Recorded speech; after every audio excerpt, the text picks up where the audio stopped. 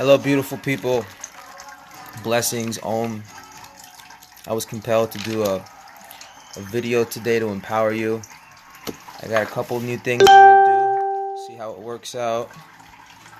Let me turn off the notifications. Alright, I'm going to start with a quick little prayer.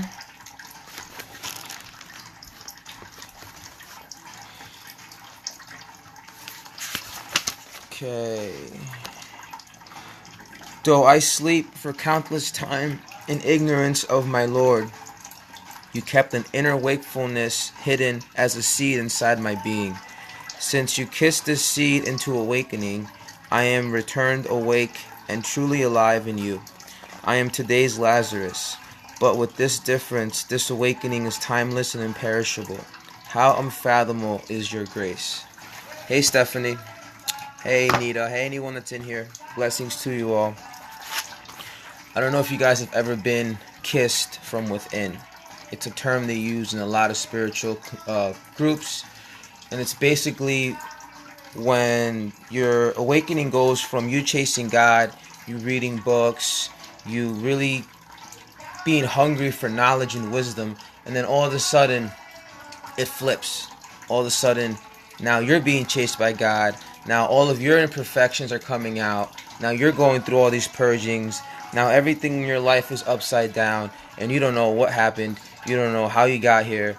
And it's funny because everything that we were wishing for when we were asking for God to come and help us and for God to come and fix our life and to make our life better, when it starts to happen, when all the things start to fall away that we don't need, that's when we start to freak out and say, oh my God, why is this happening? Why is all this stuff so out of whack in my life? And it's exactly what we're asking for.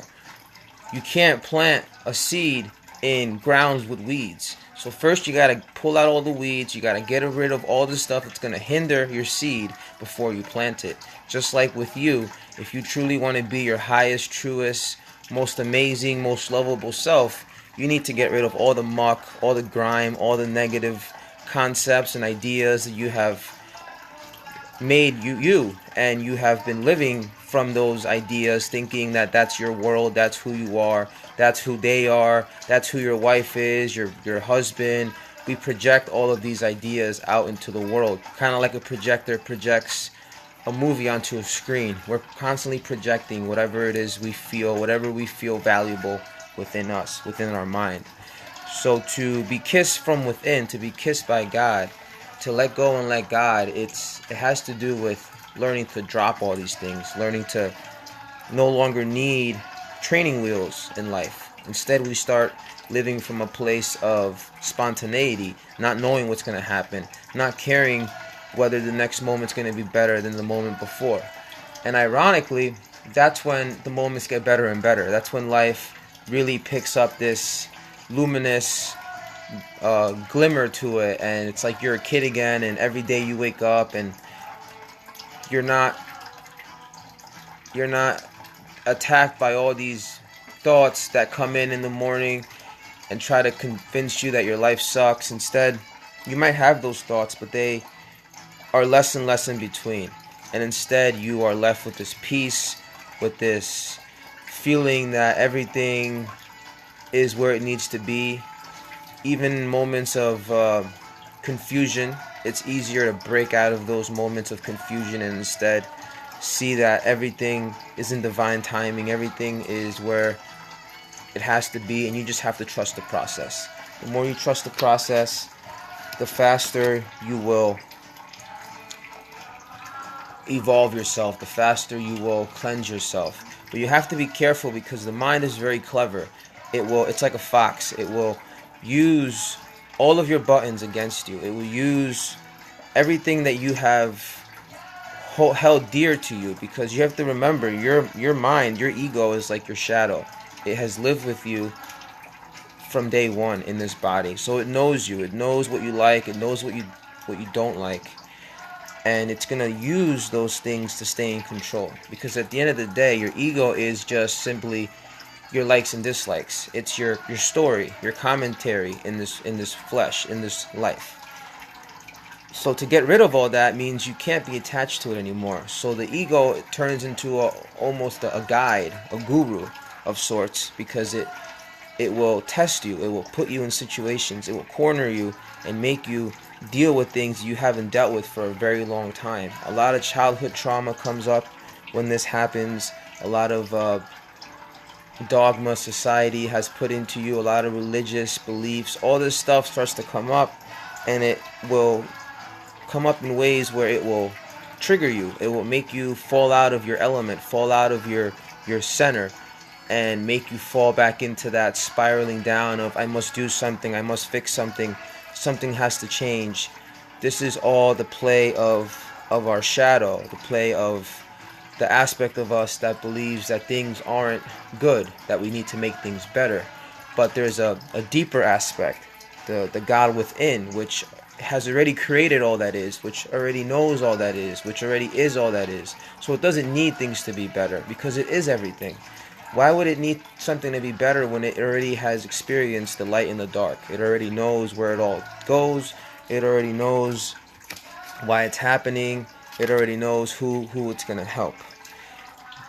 This is important because this journey, this pilgrimage, this dark night of the soul, this journey to the valleys of the shadows, it's your path. It's what's going to bring you to your awakened perspective, which you have lost your way. It's your true home. It's Jacob's ladder climbing up to the center of you, God. And all these things that are happening in your life are a blessing in disguise. You might not see them right now, but think of how many things in your past that you have fought against that now you're like, damn, if that didn't happen, I wouldn't have known or be who I am today. Hello, Christiane. Hello, Suzanne. Hello, everyone in here. So use everything at your disposal to elevate yourself. A wise man uses the stones that his enemy throws at him to create his house. And that's the mentality we have to use. Whenever our mind or our ego, or some people metaphorically refer to it as your demons or even the devil. I think the devil is like the collective ego of everyone put together. It's like the mastermind of control, I guess you could call it. But if you give it these labels like demon, devil, it makes it seem very powerful, very out of reach. But if you instead start understanding that they are blessings in disguise, like I was saying before, that they are there to help you, that they are there as a guide, that even Satan was a fallen angel. And we are also fallen angels right now. We have forgotten our true wisdom, so we have fallen from our knowledge. And we are learning to climb back up, to realize, to rediscover what we are. And that is the path. That is the middle way. And all this ties to a higher calling. When you have this as your focus in your life, this to me is what we're here for. We're here to have this journey to back to ourselves, because from that place we unlock things about us and things that we can do to help others that we never had access to when we were in our lower aspects of ourselves, in our controlling survival aspects. Now we're learning to be abundant, to be loving, to be careful with our attention, being able to discern when things come up that, okay, those things are going to take me down a bad situation. I'm not going to do those things, and these things are going to empower me, and I'm going to do these things because they're going to help me reach higher levels of understanding. That is what our calling is. That is what, from my opinion, is our perspective, our purpose here in this world. It's not to make a lot of money or to have a lot of kids or to have a beautiful family. All those things are extra. But from a spiritual perspective, spirit doesn't need any of those things to be what it is. It already is what it is. Just like we don't need anything to be love. We already are love. The fact that my heart is beating, my lungs are breathing, is love itself, is existence itself creating this fleshly body so that it can experience itself. That is love. That is what true love is. So if we can learn to live from that place 24/7. That is what a sage, that is what a Buddha is just an awakened being. That is what they were referring to these people. That's what Jesus was. Jesus was here because he self-realized himself and realized that he wasn't a fleshly being. Therefore, he forgot himself, and everybody all of a sudden wanted to hear what he had to say because he was no longer being filtered through the fleshly body. He was letting that divine intervention, that divine guidance pour through him. And we can all do that. But first we have to get rid of all the muck, the trials and tribulations. That's what they're for. That's what the 30 days and 30 nights are metaphoric for. We have to take that plunge. We have to go deep. Like a scuba diver puts on a rock on his waist so that he can go deep into the abyss of the ocean and find pearls. We are also, metaphorically speaking, using our rocks, our negative baggage to go deep into the abyss of the self and find the pearl, find the eternal, ever-present love of the Creator, which is what we are. We are that before we are these bodies. So that's it, guys. I hope that helps, and if this did help you, please comment or share it or like it. That would be greatly appreciated. And namaste, blessings. Till next time, peace.